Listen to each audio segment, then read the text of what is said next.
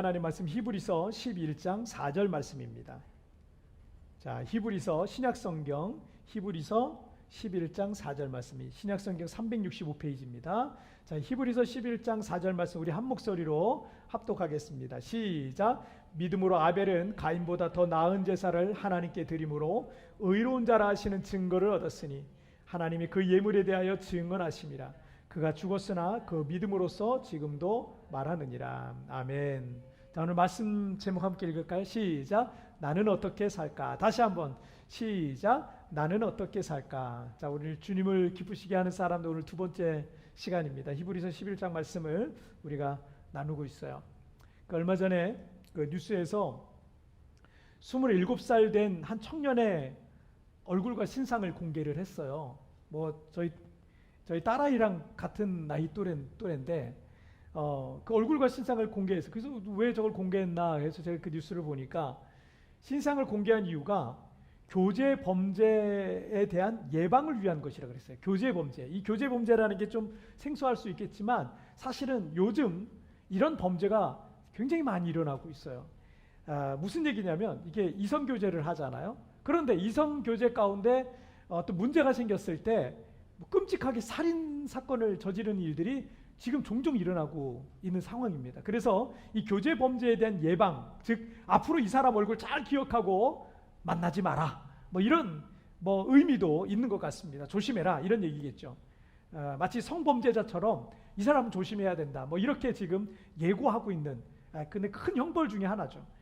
자, 이 사건은 석 달 정도 교제했던 여자친구가 헤어지자 그랬어요.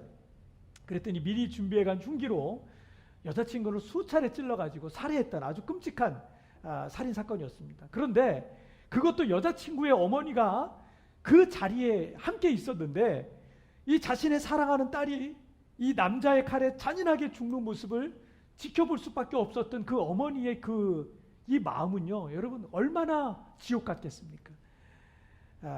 그 상처와 그 충격이 얼마나 크겠습니까? 27살이라는 나이는 정말 좋은 나이거든요. 저에게 만약 다시 돌아가고 싶은 시절이 있다면 저는 20대 청년 시절로 다시 돌아가고 싶어요. 만약 그럴 수만 있다면. 지금 생각해보면 30년 전에 이 청년 시절이 인생에 있어서 얼마나 좋은 시절이었는지 몰라요.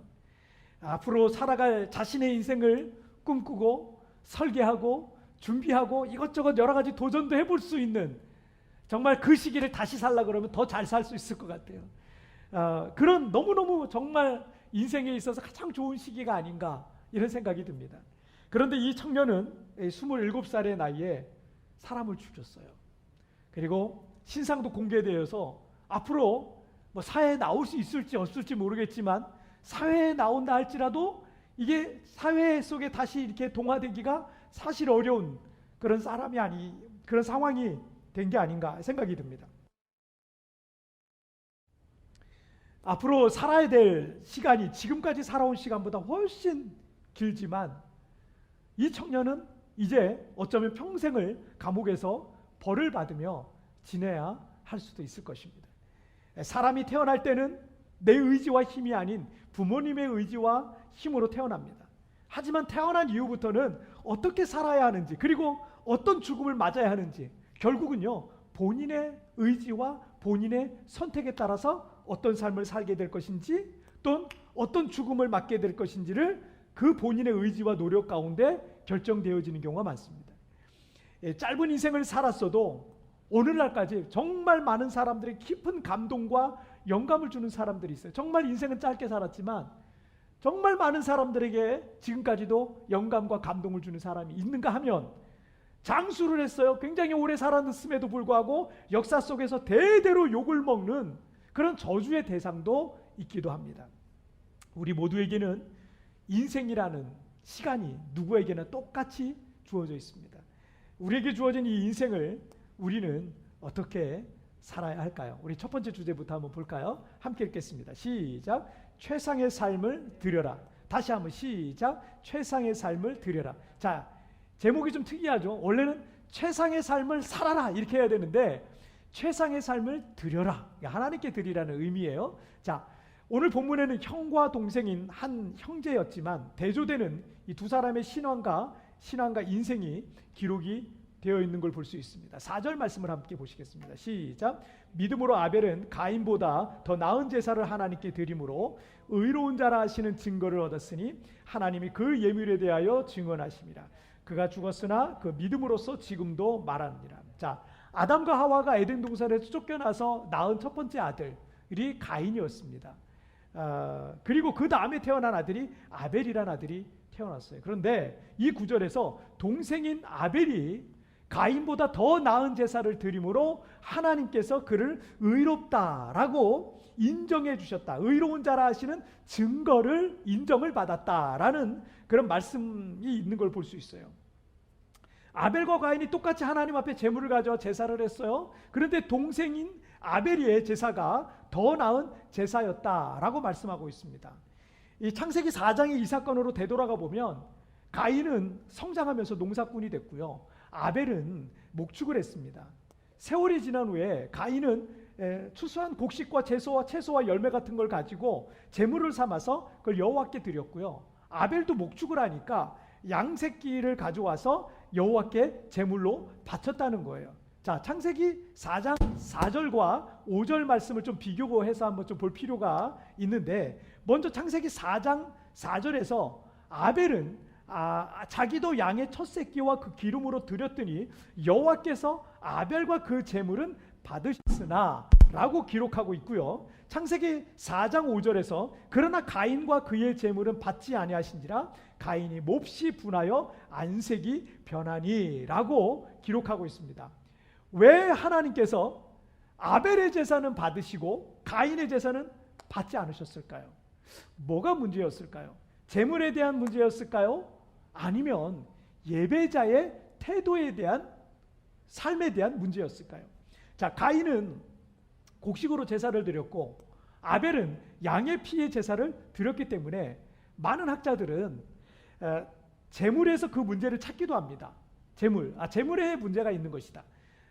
피의 제사를 드려야 되는데 그렇지 못했다라는 거죠. 물론 구약의 대부분의 제사는 모두 다 대부분이 피의 제사였는데 그렇다고 곡식으로 드리는 제사가 없는 건 아니었어요. 구약의 레위기에 보면 제도가 쭉 나와요. 근데 소제라는 게 나옵니다. 소제는 뭐냐면 곡식을 가지고 드리는 제사예요. 물론 피의 제사와 섞어 드리지만 곡식으로 드리는 제사가 소제였습니다. 때문에 제물에 대한 문제를 간과할 수는 없겠지만 그렇다고 제물에 대한 문제라고 단정적으로 말하기는 또 어려울 수가 있습니다. 왜냐하면 제가 성경을 굉장히 많이 읽었는데 하나님께서 이스라엘 백성들의 이 제사 문제를 책망하시는 장면이 많이 나오거든요. 그런데 거기를 보면 제물에 대한 문제보다는 항상 예배자들의 태도와 삶에 대한 문제를 말씀하셨다라는 것을 염두에 두셔야 돼요. 성경에 보면은요, 너 제물에 문제가 있다라기보다는 오히려 예배자의 태도, 예배자의 삶,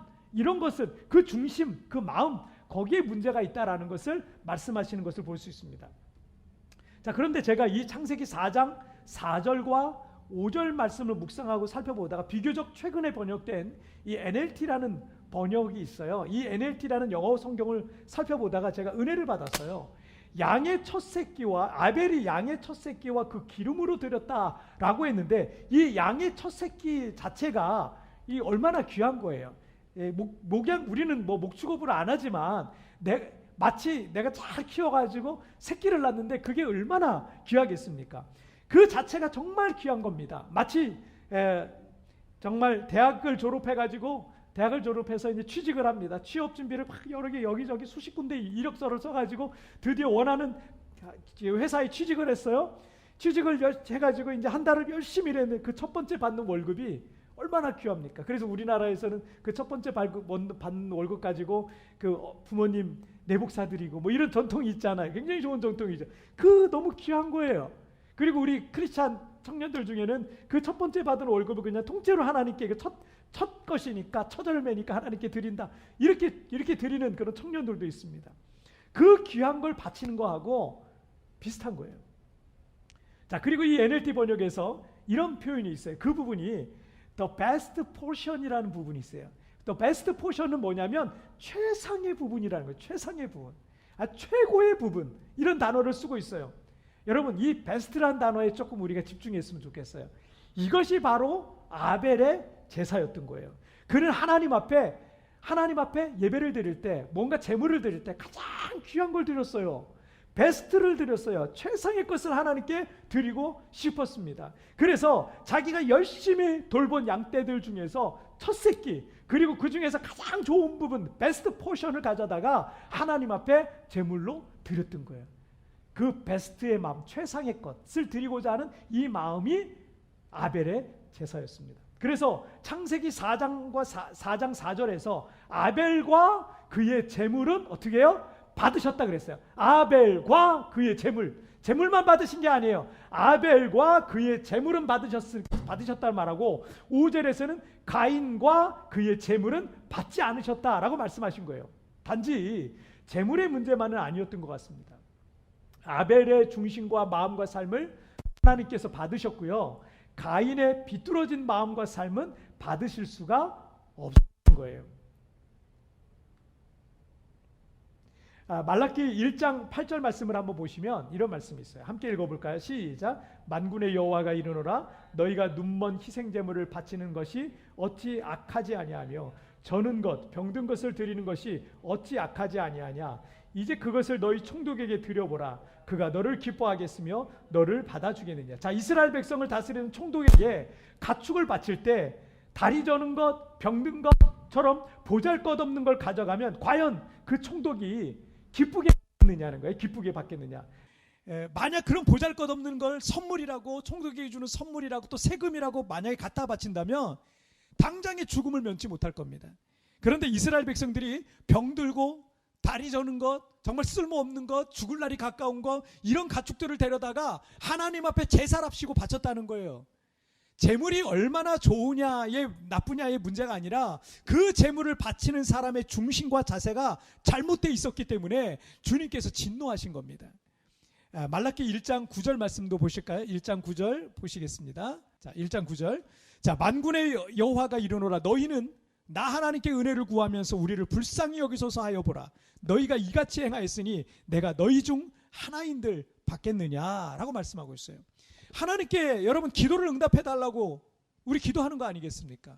은혜를 베풀어 달라고, 불쌍히 여겨 달라고, 구원해 달라고 그렇게 우리가 소원하고 기도하는데 8절 말씀과 같은 그런 신앙과 그런 영적인 태도를 갖고 예배하는 사람들에게 9절 말씀에서 뭘 얘기하는 거예요? 과연 응답하겠느냐? 그런 사람들에게 응답하겠느냐? 내가 그들을 도와주겠느냐? 라고 말씀하는 겁니다.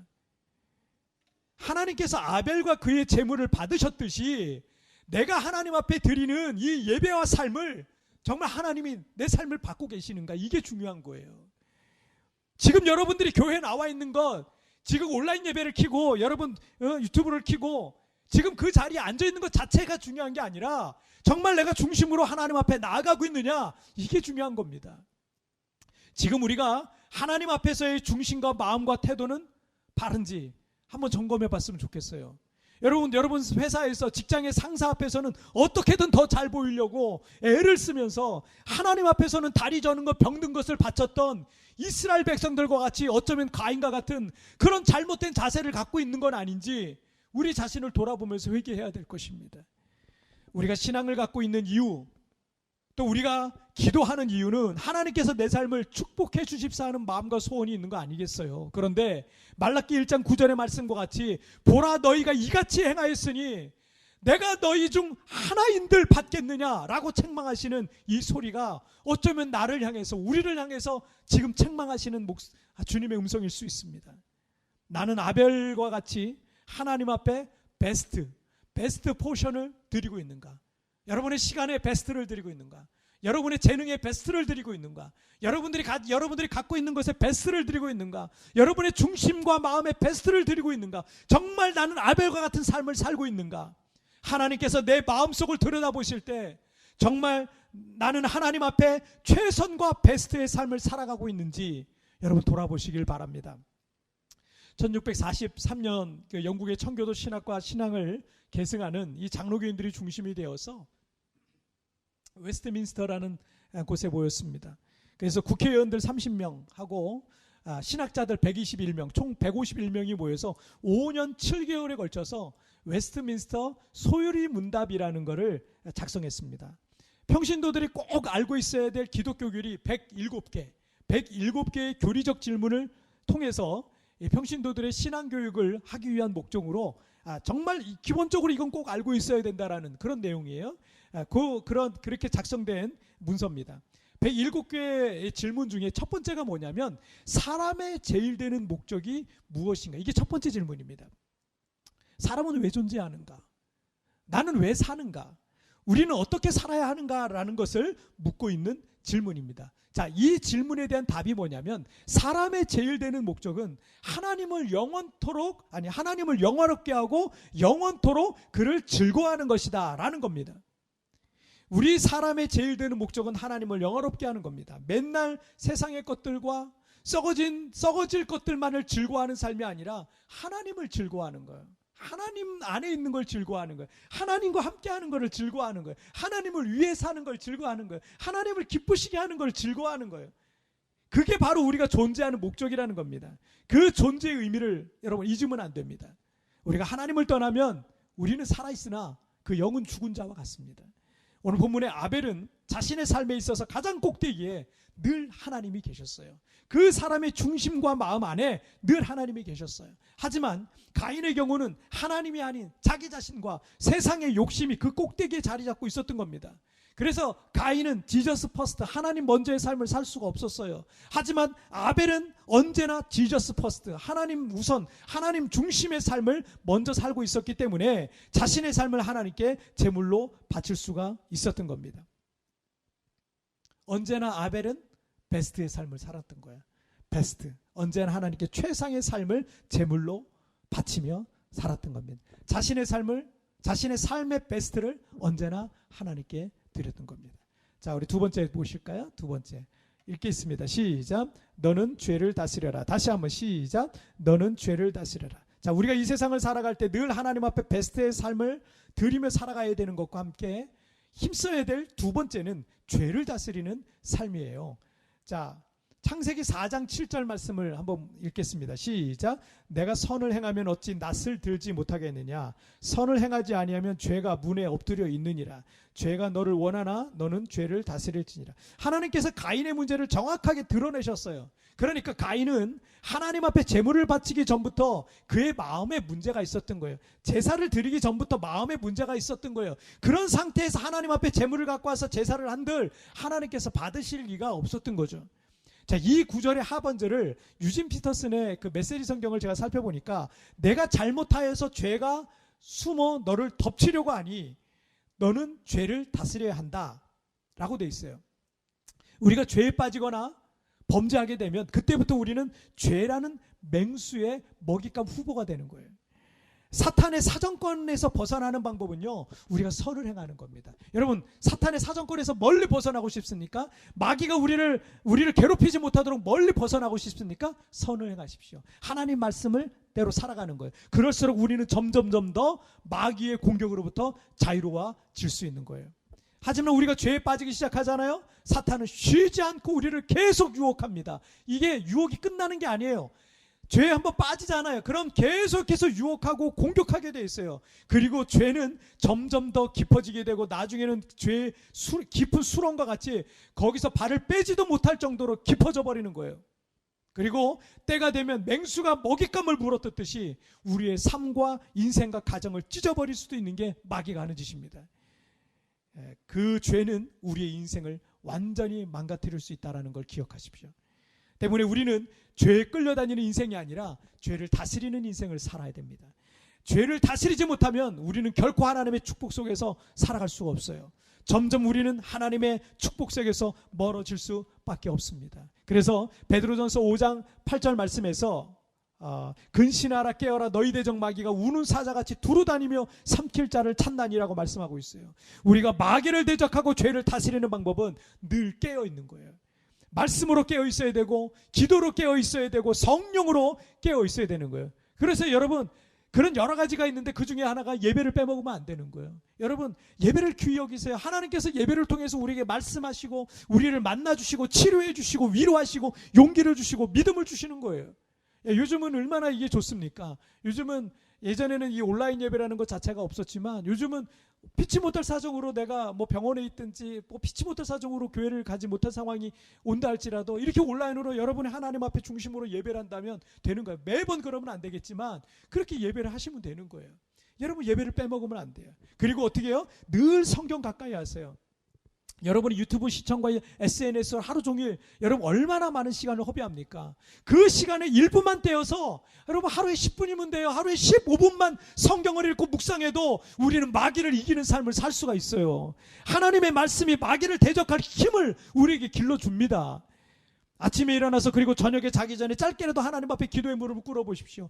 예수님께서 겟세마네에서 기도하실 때 천사들이 내려와서 예수님을 돕는 장면이 누가복음에 나와 있습니다. 여러분이 기도할 때 하나님께서 돕는 천사를 보내신다는 거예요. 우리에게 힘을 더해 주실 겁니다. 기도의 자리에 앉을 때마다 우리는 점점 더 강해지고 우리는 죄를 다스리기 시작할 것입니다. 동생인 아벨은 형인 가인보다 더 짧은 생을 살았어요. 하지만 이 세상에서의 삶이 길고 짧은 것은 우리가 천국에 가서 누려야 할 영생의 생과 비교하면 비교조차 되지 않을 정도로 짧은 거예요. 길다 그래서 긴 것도 아니에요. 때문에 이 세상에서 얼마나 장수했느냐 보다 더 중요한 것은 이 짧은 인생을 하나님 앞에서 의미 있고 진하고 굵게 살았느냐 하는 거예요. 세상에서 성공하고 장수한다고 해도 늘 죄에 빠져 살고 주변에 해를 끼치며 사는 인생은 하나님께서 보시기에 복된 인생이 아닙니다. 그러나 아벨과 같이 짧은 인생을 살았어도 하나님 앞에 최상의 삶을 드리며 죄를 다스리는 삶을 사는 것은요, 정말 굵고 꽉 찬 인생을 사는 거예요. 젊은 친구들 4명과 함께 남미의 그 에콰도르의 밀림의 선교를 떠나서 그들이 식인 부족이라는 사실을 알면서도 예수님의 복음을 들고 순교한 짐 엘리엇 선교사님 이야기가 있어요. 그는 28살의 나이로 2살 된 딸과 부인을 남겨두고 하나님 나라에 먼저 들어갔습니다. 원주민들에 의해서 살해당한 거죠. 선교하다가. 그가 먼저 떠난 후 미망인은 남편이 수년 전부터 써왔던, 젊은 시절 수년 전부터 써왔던 일기들을 모아서 전능자의 그늘이란 책으로 출간을 했습니다. 그 일기에는 남미 선교를 준비하면서 하나님 앞에 올렸던 기도문들이 있더라고요. 그 기도문을 기록했던 때가 23살, 24살. 여러분 23살, 24살 제가 인생을 살아보니까 23살, 24살이요. 정말 어린 나이일 수 있어요. 그런데 23살, 24살 때 이런 일기들을 기록을 했어요. 하나님, 마른 막대기 같은 제 삶에 불을 붙이사 주님을 위해 온전히 소멸하게 다 타버리게 해주세요. 나의 하나님, 제 삶은 주의 것이오니 나를 다 태워주소서. 저는 오래 사는 것을 원치 않습니다. 다만 주 예수님처럼 꽉 찬 삶을 살길 원합니다. 주님 가지소서, 나를 가지소서, 제 생명을 세상을 위한 희생으로 부으소서. 피는 주님의 제단 앞에 흐를 때만 가치 있는 것입니다. 아버지, 저를 남미에 보내셔서 주님과 함께 일하다 죽게 하시려거든 기도하오니 어서 보내주소서. 설교 서론에서 헤어진 여자친구를 살해했던 청년의 삶, 비슷한 나이 아니에요. 청년의 삶과 남미의 식인 부족을 위해서 자신의 삶을 희생했던 짐 엘리엇 선교사님의 삶은 너무나도 대비되는 인생이었습니다. 어떤 청년은 자신의 감정을 조절하지 못해서, 감정을 이기지 못해서 누군가를 해하는 삶을 살았지만, 짐 엘리엇은 자신의 생명을 희생하며 한 부족을 살리는 짧지만 꽉 찬 인생을, 예수님과 같이 짧지만 꽉 찬 인생을 살았던 것입니다. 여러분, 갈라디아서 2장 20절 말씀을 읽고 오늘 말씀을 맺겠습니다. 함께 읽겠습니다. 시작. 내가 그리스도와 함께 십자가에 못 박혔나니 그런즉 이제는 내가 사는 것이 아니요 오직 내 안에 그리스도께서 사시는 것이라. 이제 내가 육체 가운데 사는 것은 나를 사랑하사 나를 위하여 자기 자신을 버리신 하나님의 아들을 믿는 믿음 안에서 사는 것이라. 아멘. 여러분, 오늘 말씀을 통해서 우리는 짧은 인생을 어떻게 꽉 찬 인생으로 살아갈 것인지 우리가 좀 생각했으면 좋겠어요. 여러분, 우리에게 주어진 인생이 길지 않아요. 지난 2년 동안 우리가 코로나 기간을 보냈잖아요. 근데 2년이라는 시간이 얼마나 빨리 지났는지 몰라요. 여러분 인생은 그렇게 흐를 거예요.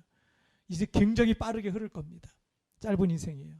이 짧은 인생을 정말 하나님 앞에서 꽉 찬 인생으로 그렇게 사시기를 주님의 이름으로 축복합니다. 자, 오늘 말씀 정리해 보겠습니다. 두 가지 말씀 나눴어요. 읽겠습니다. 시작. 최상의 삶을 드려라. 너는 죄를 다스려라. 다시 한번 시작. 최상의 삶을 드려라. 너는 죄를 다스려라.